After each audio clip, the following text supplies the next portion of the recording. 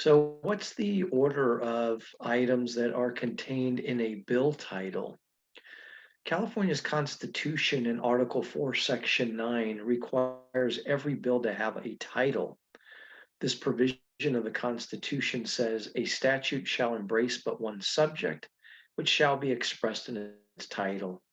If a statute embraces a subject not expressed in its title, only the part not expressed is void. And it also provides that a statute may not be amended by reference to its title. So, what are the provisions of the title? The title basically provides a description of the bill, and it always begins with an Act 2, and then either amend, add, repeal, or a combination.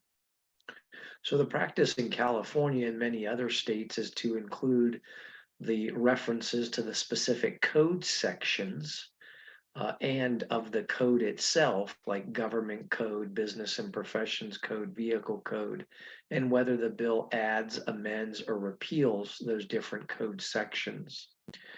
And the title of the bill is supposed to designate the subject of the bill in general terms rather than in detail, which is the subject line.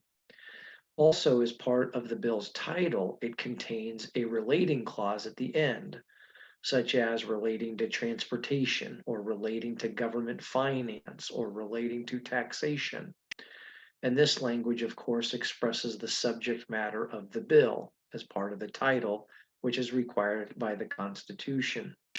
Now, with certain types of bills, an additional phrase will be tacked on after the relating clause. So it'll say relating to local government finance, comma, and then there are a couple of examples of provisions that are found after the relating clause. Here are some of them.